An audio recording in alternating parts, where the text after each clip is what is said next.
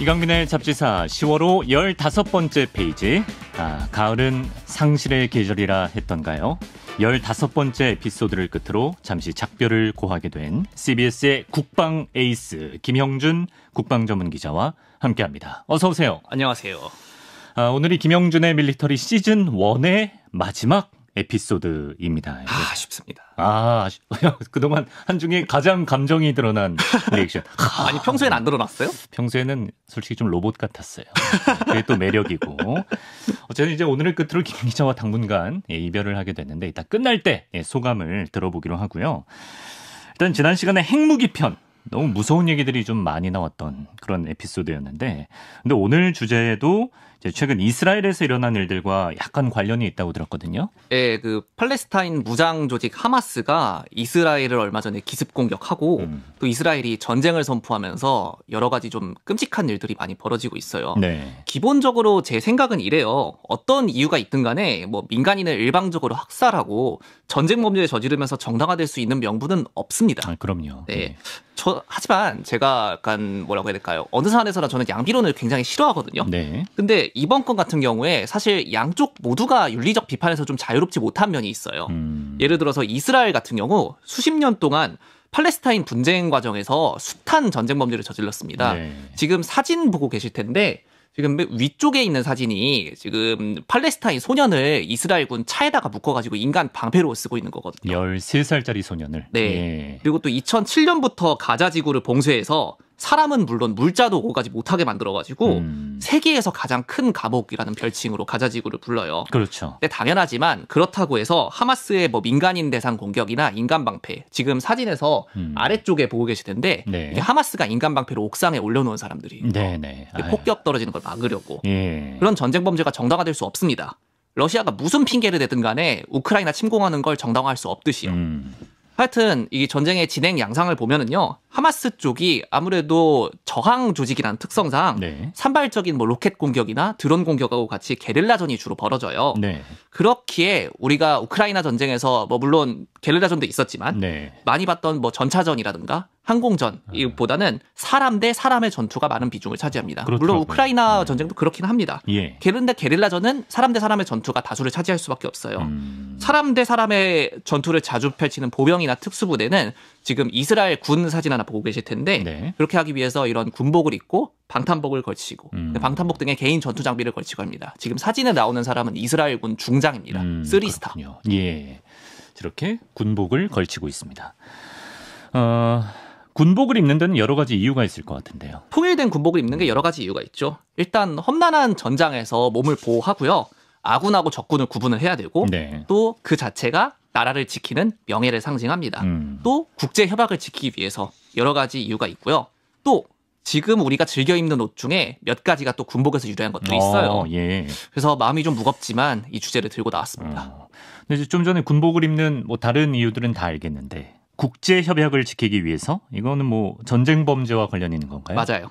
근데 첨부 인권 사상이 발전했잖아요. 그러면서 19세기에서 20세기 들어서 전쟁 범죄에 대한 개념이 발달하기 시작했습니다. 네. 1899년 헤이그 협약에 의해서 교전권이라는 게 규정이 됐어요. 네. 근데 교전권이 없는 단체는 전쟁의 당사자로 인정을 받지 못합니다. 그러면 제네바 협약이라고 또 별도의 협약이 있는데 거기에서 포로의 대우에 관한 사항을 규정하고 있거든요. 네. 포로 대우 대신에 범죄자나 테러리스트 취급을 받게 됩니다. 예. 교전권의 조건은 크게 세 가지거든요. 첫 번째, 명확한 지휘 체계가 있을 것. 두 번째, 멀리서 식별할 수 있도록 제복 또는 휘장을 착용할 것. 이게 군복이죠. 예. 세 번째, 무기를 숨기지 말고 공공연하게 휴대할 것. 네. 즉 구인으로서 싸우다가 정당한 대우를 받으려면은 군복을 입어야 된다는 얘기예요. 그러네요. 이게 생각 없는 사람들이 전쟁 때 뭔 법을 지키면서 하느냐고 하는데 네. 실제로 그런 사례도 많기는 하지만 실제로 미군이 네. 베트남이나 이라크전에서 네. 전투는 이겼지만 전쟁에서 졌다 그런 얘기를 하잖아요. 그렇죠. 베트남전에서 그렇게 했다가 이라크전에서 정신 못 차리고 또 그랬다가 욕을 무지하게 먹었습니다. 그렇죠. 예. 정말 제가 간단히 말씀드릴게요. 그걸 보는 사람들이 무서워가지고 쫄 것 같아요? 아니면 나중에 게릴라가 될 것 같아요? 사실 소위 말하는 이제 밀덕들 중에 예. 좀 생각 없는 사람들이 이렇게 아무 말이나 하는 게 좀 제가 좀 짜증내는 점 중에 하나인데 예. 사람 목숨 가지고 말 함부로 하면 안 됩니다. 그럼요. 예. 더 큰 문제는 사실 군인들도 국제전쟁법을 잘 모른다는 건데 군에서 제대로 안 가르쳐서 그렇습니다.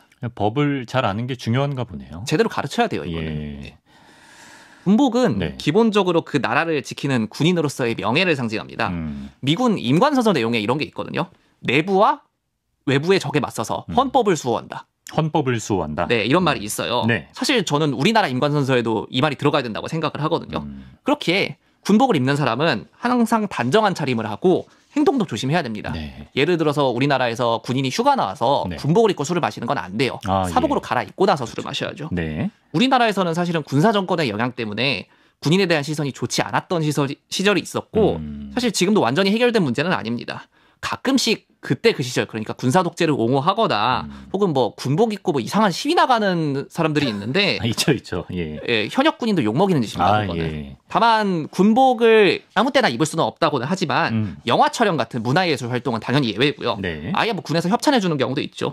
그 밖에 우리가 주변에서 많이 봤어요. 좀 험한 일하는 분들, 공사장 같은 데서 아, 맞아요. 혹은 뭐 서바이벌 게임 하는 사람들이 군복을 입곤 하는데 예. 이 경우에는 지금 우리 군에서 쓰는 물건이 아니라 네. 이미 도태된 구형, 옛날에 쓰던 물건이거나 다른 나라 물건이어야 됩니다. 네. 즉 이따가 제가 설명드릴 우리 군의 화강한 패턴, 우리 지금 뭐 역 같은 데서 흔히 보실 수 있는 네. 그건 안 됩니다. 네. 소위 말하는 밀리터리 룩도 마찬가지고요. 아, 밀리터리 룩 패션에서도 지켜야 될 기준이 있다.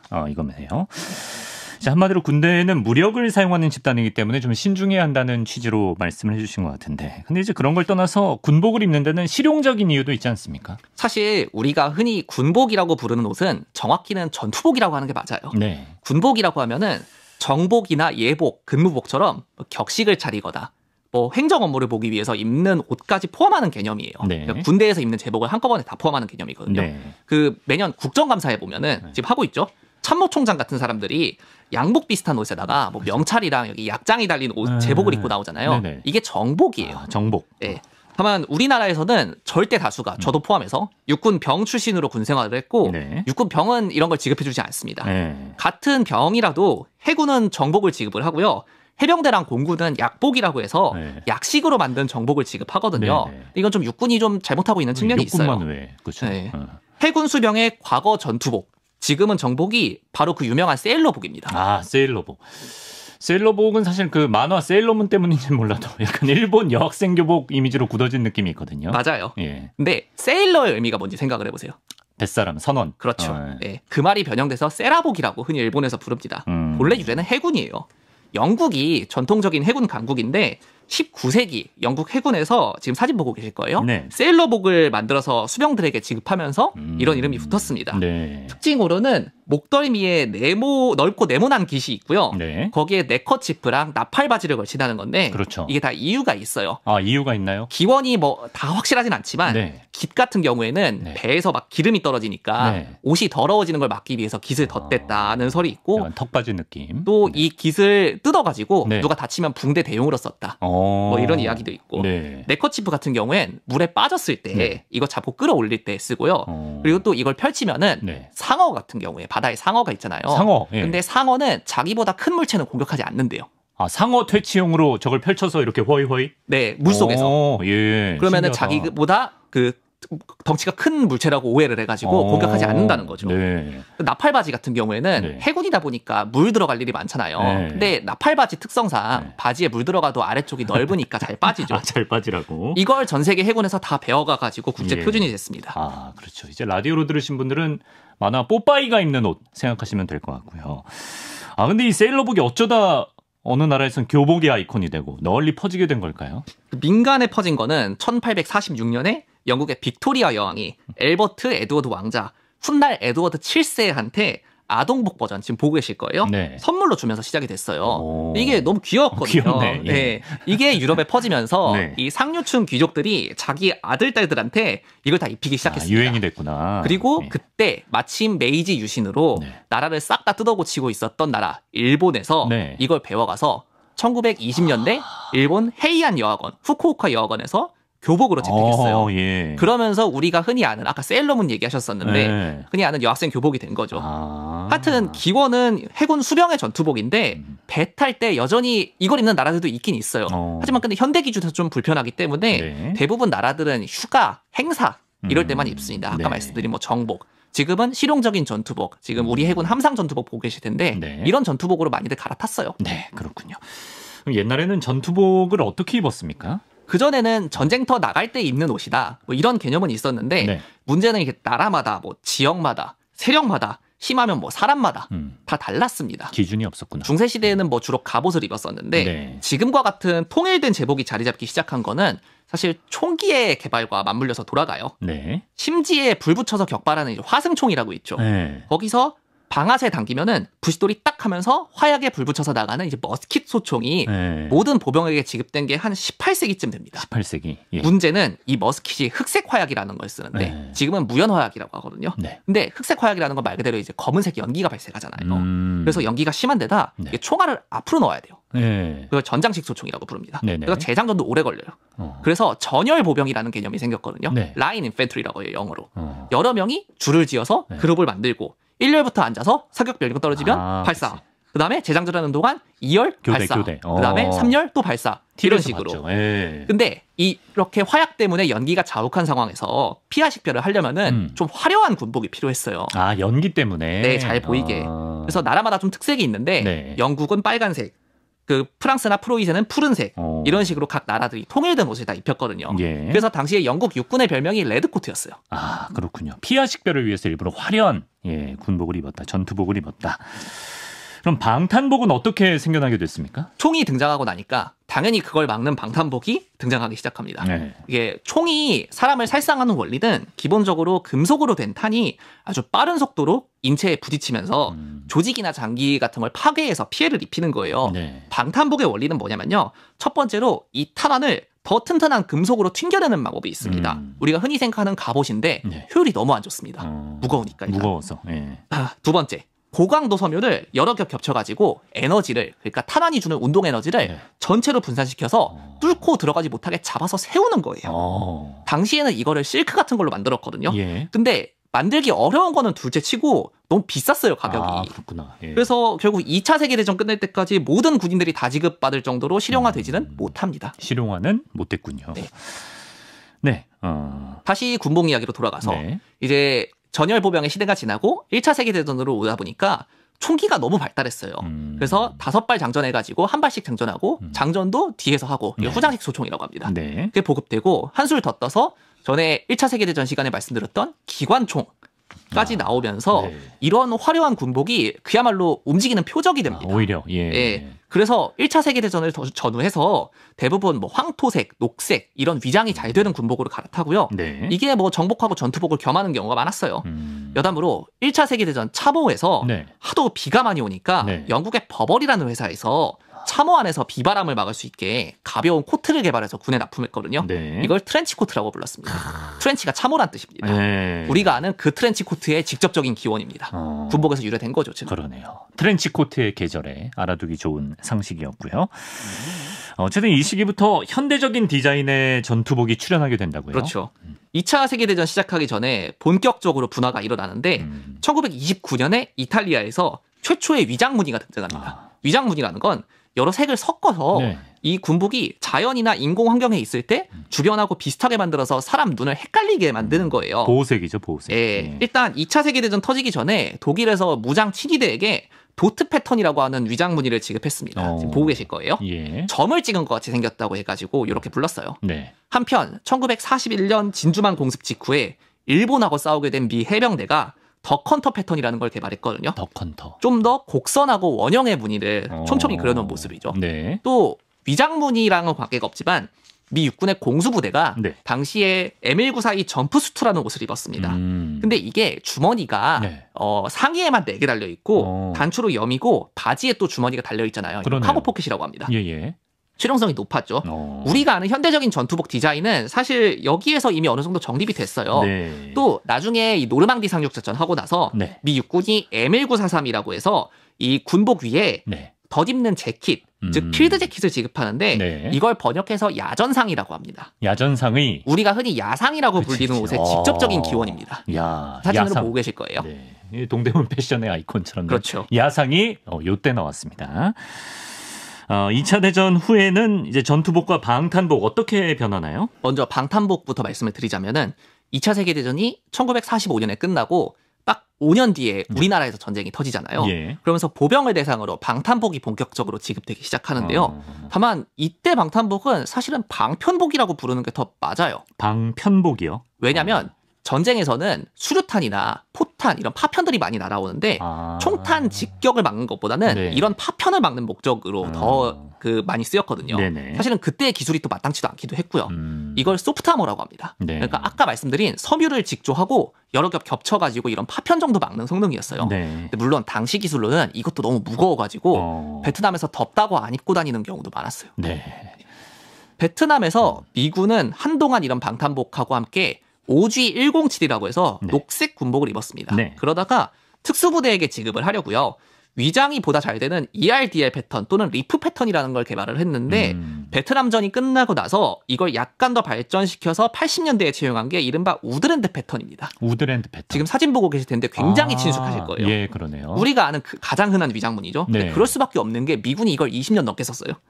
그리고 전 세계로 퍼져 나가가지고 오만 사람들이 다 입고 다녔어요. 예. 우리나라도 90년대에 이걸 베껴가지고 채용을 했는데 네. 원판하고 달리 색깔이 약간 달라요. 그래서 좀 잘 보면 구분할 수가 있습니다. 네네. 비슷한 시기에 미국의 듀퐁이라는 회사에서 케블러라는 상표명으로 신소재 섬유를 개발을 했거든요. 네. 미군이 이걸로 파스짓이라고 불리는 방탄복이라고 헬멧을 착용해서 채용해서 우드랜드 전투복이랑 같이 지급을 했어요. 이건 권총탄까지 막을 수가 있습니다. 케블러 섬유 자체는 지금도 쓰거든요. 네. 요즘은 초고분자 폴리에틸렌, 상표명은 다이니마라고 하는데 네. 이것도 씁니다. 아, 그렇군요. 근데 이제 요즘 군복은 디지털 군복이라고 해서 이때와는 또 달라졌군요. 그 사이에 발전이 있었으니까요. 근데 사실 1990년에서 2000년대 사이에 컴퓨터를 이용한 디자인 기술이 발전했는데 네. 이 과정에서 디지털 무늬 점을 촘촘하게 찍어가지고 위장 효과를 내는 방법이 연구됐습니다. 네. 이게 조그만 점을 하나하나 찍는다고 해가지고 픽셀이라고도 불렀어요. 픽셀. 예. 결국 가장 중요한 거는 주변에 녹아들어가지고 사람 눈을 속이는 거겠죠. 그렇죠. 이걸 처음으로 실용한 나라는 캐나다입니다. 캐나다요. 지금 보고 계시는 게 캐드팻이라고 하는 위장 패턴입니다. 2000년대 초반에 네. 세계 최초로 지급된 거고요. 네. 미 해병대가 이 기술을 따라해서 마펫이라는 걸 만들었어요. 네. 그리고 다른 나라들이 이런 디지털 패턴을 따라해서 자기 나라 환경에 맞게 채용한 경우가 꽤 있어요. 네. 우리나라도 포함합니다. 네. 마펫은 두 종류인데 삼림용하고 사망용이 있습니다. 아, 삼림용, 사망용. 사진에서 네. 위가 삼림용이고 네. 아래가 사망용입니다. 지금도 써요. 사망용이 왜 있냐면 네. 해병대는 배를 타고 다니다가 지상에 투입되는 신속 기동 부대잖아요. 네. 그래서 1990년대 중동에서 벌어진 여러 분쟁 이런 거를 수습하느라 급하게 투입될 일이 많았어요. 네. 그리고 또 2001년하고 2003년에 네. 각각 아프간하고 이라크에서 전쟁이 나면서 그렇지. 그대로 거기에 발이 묶이게 되죠. 네. 사실 우드랜드에도 사막 버전이 있습니다. 미군은 2000년대 초반까지 이런 식으로 삼림용하고 사막용을 다 구분을 했습니다. 사망용 마펫은 진짜 외신 뉴스에서 많이 본 그렇죠. 전투복이네요. 방탄복도 함께 진화를 하겠죠? 아, 그럼요. 미군은 이 시기에 권총탄 막는 건 이미 개발을 했고 네. 소총탄도 막는 방탄복을 개발하고 있었습니다. 권총탄보다 센 소총탄을 막는 방법은 아까 말씀드린 이제 소프트 아머에 더해서 세라믹으로 만든 단단한 방탄판을 넣는 걸로 해결을 했어요. 네. 이런 방식의 방탄복이 일부 특수부대에 먼저 지급이 됐는데 다만 그 당시만 해도 방탄복을 일단 입고 그 위에다가 뭐 탄띠나 조끼 이런 걸 따로 걸치는 방식이었거든요. 네네. 그러다가 사피라는 이름으로 제식화된 방탄판이 생기고요. 1998년에 인터셉터 OTB라는 방탄복이 제식 채용되면서 일대의 변화가 일어납니다. 네. 지금 보고 계실 텐데 여기에 도입된 게 팔스라고 하는 시스템이에요. 예. 쉽게 말씀드려서 저기에 그 네모난 웨빙이 보이시죠? 줄로 네. 지금 파우치가 달려 있고요. 네. 거기에 원하는 주머니 그러니까 파우치를 그 마음대로 붙였다 떼었다 할 수 있게 만든 겁니다. 붙여지구나. 예. 그러면은 임무마다 개인마다 필요한 세팅을 다 다르게 할 수가 있어요. 네. 예를 들어서 일반 소총수는 소총 탄창하고 수류탄 이런 걸 더 많이 넣을 거고 기관총 사수는 기관총 탄약 넣어야 되니까 좀 큰 게 필요할 거고 네네. 의무병은 또 그 의무 용품들 넣어야 되니까 그렇죠. 거기에 맞는 파우치가 필요할 거니까요. 예. 거기에 최적화된 세팅을 할 수가 있는 거예요. 또 중요한 점이 방탄복 자체에 이런 파우치를 붙일 수가 있게 돼가지고 네. 개인 전투 장비를 방탄복 하나로 통합할 수가 있게 됐어요. 미군에서는 네. 조끼, 가방, 파우치에 이 팔스 시스템을 다 적용해가지고 지급하면서 네. 몰리라고 불렀습니다. 몰리. 네, 방탄복이 필요 없을 때 뭐 조끼만 입을 수도 있게 만들었어요. 네. 이 팔스라는 시스템은 지금 국제 표준입니다. 그래서 전 세계에서 다 따라해가지고 네. 군용뿐만 아니라 뭐 민간 업체에서 여기에 호환되는 뭐 온갖 장비 파우치를 다 만들고 있습니다. 야. 셀 수도 없어요. 예. 그전에는 뭐 나라마다 뭐 어디에 규격이 다 달라가지고 호환이 되네 안 되네 이걸로 난리였었는데 예. 이런 시스템이 적용이 되니까 전 세계에서 뭘 사와도 쓸 수가 있게 된 거예요. 워낙 실용적이라서 다 그냥 쓸 수밖에 없겠네요. 이런 방탄복의 효과는 어떤가요? 인터셉터 OTB가 1998년에 채용이 됐잖아요. 근데 2001년에 9.11 테러가 나고 네. 아프간하고 이라크전이 발생하게 됩니다. 그렇죠. 근데 여기서 사피가 들어간 인터셉터 방탄복이 지급돼서 장병들이 입고 다니면서 실제로 AK 소총탄을 많이 막아냈어요. 아, 예. 그래서 수많은 장병들의 목숨을 살렸죠. 오. 다만 이게 운동 에너지가 분산은 되는데요. 네. 그게 어디로 가지는 않습니다. 아. 그래서 소총탄을 막아내더라도 네. 가슴에 피멍이 들거나 심하면 이제 뼈가 부러지는 경우도 있기는 있어요. 타격이 없을 순 없네요. 예. 물론 죽는 것보다 훨씬 낫습니다. 아, 그럼요. 예. 예. 가끔 방탄복을 입어도 뭐 충격 때문에 죽는다 뭐 이런 얘기가 나오는데 네. 이게 와전된 얘기예요. 아, 그건 사실이 아니군요. 죽는 정도는 아닙니다. 어. 애초에 방탄복도 레벨을 나눠가지고 네. 어디까지는 권총탄 방어, 어디까지는 소총탄 방어 이런 등급이 있고 거기에 그 충격량도 포함을 시켜요. 네. 가장 권위가 있는 곳은 미 법무부 산하의 연구소 NIJ라는 곳인데 네. 여기서 등급 줄 때 그것까지 다 판단해가지고 평가합니다. 아, 그렇군요. 근데 정말 미군은 워낙 여러 나라에 파병을 하다 보니까 그때그때 최적의 어떤 전투복, 군복을 갖추려면 신경 쓸 게 엄청 많을 것 같은데. 그랬죠. 예. 이 미군이 고민거리가 안 그래도 많았던 게 중동에 본격적으로 투입이 되기 시작했으니까 네. 파병 보낼 때마다 본토에서는 우드랜드, 그다음에 파병 보낼 때는 사막전투복 이렇게 따로 지급을 해야 되고 네. 또 방탄복, 개인전투 장비도 색깔 바꿔가지고 지급을 해야죠. 그렇죠. 예. 돈이 많이 들어요. 아. 대부분 나라들은 그냥 자기 나라에 맞춰서 만들면 됩니다. 예. 근데 미국은 원래 전 세계의 군대를 주둔을 시키고 그리고 탈냉전 시기, 그러니까 1990년대부터 전 세계의 군을 또 많이 투입을 했어요. 네. 그러다 보니까 위장 패턴 좋은 거 하나 뽑아가지고 전 세계에서 적당히 쓸 수 없을까 하면서 2002년에 신형 위장문이 경합을 시작을 합니다. 네. 여기서 채택된 게 UCP라고 해서 회색의 디지털 위장 패턴인데 예. 보고 계실 거예요. 네. 그 전투복 디자인도 좀 바꿨어요. 그러니까 방탄복을 입으면은 상의 아래쪽에 2개 주머니는 네. 거의 못 쓰기 때문에 네. 이걸 팔로 옮깁니다. 아. 그리고 원래 성족이나 부대 마크를 네. 주로 이제 재봉틀로 바감질을 했거든요. 예. 근데 이러고 빨래를 하면은 옷 네. 수명이 단축돼요. 어. 그래서 떼었다 붙였다 할 수 있게 네. 벨크로 우리가 흔히 아는 말로는 찍찍이 아, 찍찍이로 처리를 합니다. 예. 사실 이건 특수부대에서 원래 이런 식으로 개조해서 입던 거를 아예 제식으로 만들어 버린 거예요. 네. 문제는 패턴이었는데 네. 지금 아래쪽에 사진 보고 계시면은 네. 그 UCP 입은 그 병사 하나가 네. 소파에 누워 있거든요. 아, 지금 사람이 누워 있나요? 네. 진짜 보호색이네. 예. 미군은 컴퓨터로 네. 전 세계 지형하고 색깔의 최대 공약수를 찾았다고 홍보를 했어요. 근데 실제로는 전 세계에서 공평하게 엉망인 경우가 더 많아가지고 저런 소파에서나 효과가 있는 위장 패턴이다. 이런 식으로 놀림을 받고 그랬습니다. 아, 그래요? 네. 뭐 몇 년 전에 주한미군들이 입고 다니는 걸 본 것 같은데요. 근데 요즘 입는 건 좀 다르지 않나요? 맞아요. 이 문제의 경합에서 패배한 후보가 하나 있었는데 예. 미 육군의 내칭 연구소라는 데가 있어요. 그리고 민간 회사 중에 크라이 프리시전이라는 데가 있는데 네. 여기 회사에서 공통으로 개발한 스콜피온이라는 패턴입니다. 스콜피온. 크라이가 이걸 약간 더 발전시켜가지고 민간의 멀티캠이라는 이름으로 팔았습니다. 근데 이게 UCP보다 효과가 더 좋은 거예요. 네. 지금 사진을 보고 계실 텐데 네. 그 위쪽이 멀티캠을 입은 장병들이 지금 작전을 펼치고 있는 모습이고 예. 아래쪽이 UCP랑 비교가 되고 있는 겁니다. 그러네요. 당연히 차이가 나죠. 네. 위장효과가. 오. 그래서 특수부대에서 이걸 조금씩 사다가 쓰던 걸 미군이 아프가니스탄에서 2010년쯤에 자기들이 쓰겠다고 이 멀티캠을 그대로 사서 채용을 했어요. 예. 문제는 이러다 보니까 민간 회사에 라이센스비를 줘야 돼요. 그래서 미군이 이거 안 주려고 꼼수를 씁니다. 네. 어떤 꼼수를 쓰냐면 원래 멀티캠의 기원이 스콜피온이라고 말씀을 드렸잖아요. 예. 이 스콜피온은 미 육군 연구소에서 공동으로 개발한 거니까 네. 이 스콜피온을 약간 더 변형을 시켜가지고 네. 스콜피온 W2라는 패턴을 채용해서 이거를 제식으로 전군 제식으로 만들고 예. UCP는 내다 버리게 됩니다. 아. 이러면 크라이에 돈을 안 줘도 됩니다. 야, 머리 잘 썼네. 예. 물론 이건 멀티캠의 실용성을 미군이 인정했다는 뜻이기도 합니다. 그렇죠, 그렇죠. 예.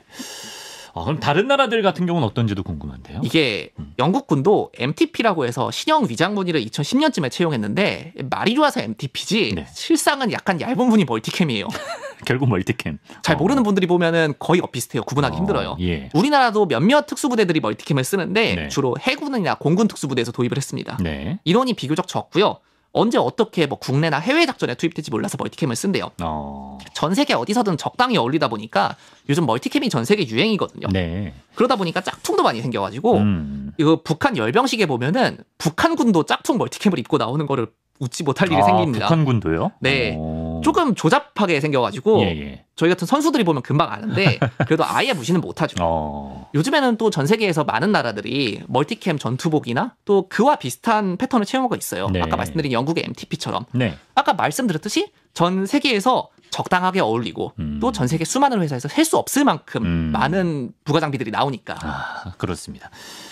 한편 이제 방탄복도 계속해서 발전을 하게 되는데 오늘 김 기자가 플레이트 캐리어라는 걸 소개해 주신다고. 전장에서 네. 기동성이 중요해지면서 네. 방탄복의 개념이 약간씩 바뀌기 시작합니다. 네. 아까 제가 이 파편 방어가 중요하다고 말씀드렸잖아요. 네, 근데 이 파편 방어를 하는 구성을 간소화해 가지고 플레이트 캐리어라는 게 나오는데 아까 말씀드린 방탄 플레이트, 세라믹으로 만든 소총탄 방어 플레이트를 수납은 하는데 네. 나머지 부분들은 과감히 생략을 해가지고 활동성을 높이는 거예요. 원래 뭐가 더 들어갈수록 무겁잖아요. 그렇죠. 이걸 플레이트 캐리어라고 했습니다. 네. 말 그대로 플레이트를 수납하는 조끼라는 얘기죠. 지금 제가 이걸 들고 왔는데 뭐 주섬주섬 또 이게 플레이트 캐리어인가요? 제가 예. 서바이벌 게임 하거나 사격 가거나 훈련 이런 거 갔을 때 실제로 쓰는 겁니다. 왜 이렇게 뒤에 벽지 색깔이랑 잘 어울리세요? 예. 여기 보시면은 앞에는 이제 탄창이 수납돼 있고 네. 이제 무전기 마이크 그다음에 지열대도 있고 그다음에 여기 멀티툴이라고 해가지고 이제 여러 가지 도구가 한 번에 합쳐진 보여드릴게요. 유튜브로 시청하실 수 있는 분들은 빨리 접속하시면 좋겠어요. 지금 김영준 기자가 실제 서바이벌 게임 할 때 사용하는 개인 소장용 플레이트 캐리어를 이런 식으로 플라이어, 펜치, 그다음 드라이버 이런 게 합쳐진 도구 네. 이런 걸 수납할 수 있고요. 잔뜩 수납해놨네요. 네. 그리고 근데 서바이벌 게임 할 때 그 펜치도 쓰나요? 네. 그래요? 네, 의외로 급한 상황에서 뭐가 망가져가지고 고치거나 그럴 일이 많아요. 네. 또 여기 응급처치 키트. 응급처치 키트까지. 네, 무전기. 와, 제대로다. 세팅해놨습니다. 제가 쓰는 환경에 맞게. 네. 이런 식으로 세팅을 해놨는데. 네. 다만 이런 건 특수부대나 경보병 부대가 주로 씁니다. 왜냐하면 일반 보병 부대는 적의 포병 화력에 노출될 확률이 높거든요. 네. 그래서 여전히 방어 면적이 높고 소프트 아머를 갖춘 방탄복이 필요해요. 예.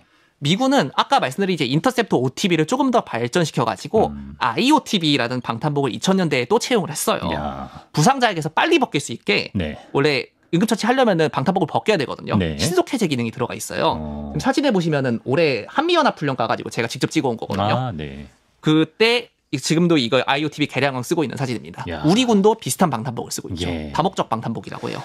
역시 잡지사 필진 중 준비성이 가장 철저한 김영준 기자답게 오늘 시즌1 마지막 에피소드에 제대로 된 플레이트 캐리어를 소개해 줬습니다. 감사드리고요. 이런 개인 전투 장비들이 뭐 당연히 중요하겠지만 김 기자가 보기에 왜 어떤 점 때문에 중요하다고 보시는지. 군에서 전투 실험이라는 걸 합니다. 실제랑 비슷한 상황을 만들어 놓고 조건을 다르게 해가지고 효과를 측정을 해요. 어떻게 해야 전투력이 올라가는지 테스트를 하는 거죠. 네. 제가 자세한 경위는 제가 말씀을 못 드리지만 군 전투 실험에 제가 몇 번 참가한 적이 있어요. 그런데 그 결과를 보니까 이런 개인 전투 장비들, 이런 플레이트 캐리어 좋은 것들뿐만 아니라 총기에 부착해가지고 조준을 도와주는 조준경 이런 것들도 좋은 것들이 들어갈수록 더 멀리서 적을 사살할 수 있고 이런 등등의 전투력이 올라간다고 한결같은 결과가 나오고 있습니다. 상식적으로 생각을 해보세요. 네. 더 가벼우면서도 방어력이 뛰어나고 또 예비 탄창 빨리 꺼내가지고 총에다가 교체할 수 있고 그다음에 사격할 때 어디 걸리적거리지 않고 이럴수록 군인이 임무를 수행하기가 용이하겠죠. 당연하죠. 생존성도 올라가고요. 하나 더. 사실은 옛날에는 군에서 이런 장비를 주도적으로 개발하다 보니까 좀 비효율적인 면도 없잖아 있었어요. 근데 요즘은 민간 회사에서 군의 요구사항에 맞춰서 자기들이 주도적으로 개발한 것들을 군 특수부대에서도 가져다가 쓰고 사서 쓰고 그리고 또 민간인들도 사서 쓰고 하다 보니까 민간용하고 군용하고 경계가 굉장히 모호해졌어요. 사실 제가 오늘 이거 갖고 나온 장비 중에 뭐 군에서 불법 유출되거나 한 거 하나도 없습니다. 다 민간 시장에서 파는 것들이에요. 그걸 군인들도 사서 쓰는 것뿐이죠.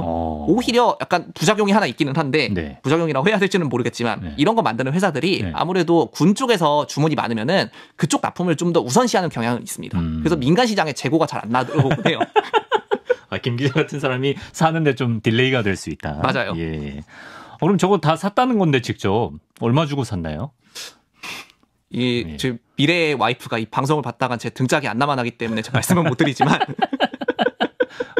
비밀이군요. 예. 다만 이렇게 말씀을 드릴게요. 예, 10년 전에 제가 군 생활을 했는데 그때만 해도 제가 걸치고 다니던 장비들이 저보다 나이가 많았어요. 예. 지금은 워리어 플랫폼이라는 사업을 진행하고 있어가지고 나아지긴 했지만 우리 군이 그동안 대형 전력 건설 사업이나 인건비 같은데 국방비가 많이 든다고 개인 전투 장비 투자에 굉장히 소홀했어요. 네네. 나아졌다는 지금도 전방 전투 부대를 우선적으로 보급이 되고 있거든요. 예. 근데 요즘에 세상이 하도 엉망이다 보니까 전후방의 구분이 따로 없습니다. 네네. 그리고 또 북한군만이 적이 아니에요. 네. 언제 어디서 무슨 적이 나타날지 몰라요. 그렇죠. 그리고 우리나라 정도의 경제 규모에서 이 정도 장비를 수십만 병력 모두에게 지급을 못한다는 건 말이 안 된다는 게 제 생각입니다.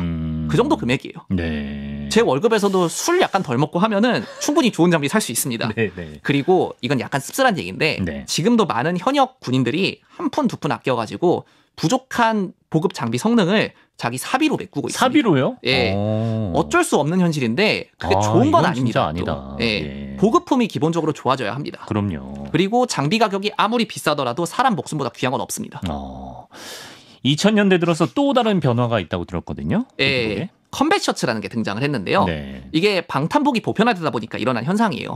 기존의 전투복 위에 방탄복을 입으면요. 그 방탄복만 계산해봐도 뭐 플레이트에 탄약에 뭐 각종 장비들까지 하중이 아무리 못해도 10kg는 걸려요. 20kg까지 가는 경우도 있어요. 네. 특히 여름에 착용자가 아주 죽을 맛이어서 2000년대에 전투복의 팔 부분은 그대로 두고 몸통 부분만 기능성 원단으로 만들어가지고 시원하게 만든 컴뱃 셔츠가 개발됐어요. 네. 물론 방탄복을 같이 입는다고 시원해지지는 않지만은 없는 것보다는 훨씬 낫습니다. 그렇죠. 우리나라에서 여름이 덥다 보니까 일상 근무 때 입는 경우가 있는데 네. 원래 그런 용도가 아니에요.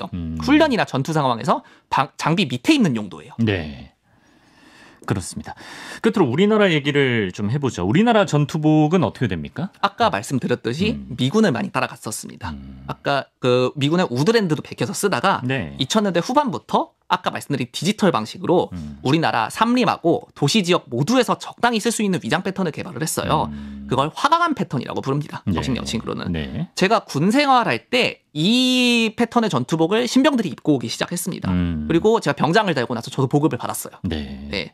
이게 패턴을 많이 보셨으니까 아시겠지만 네. 삼림뿐만 아니라 도시에 회색 건물들이 많잖아요.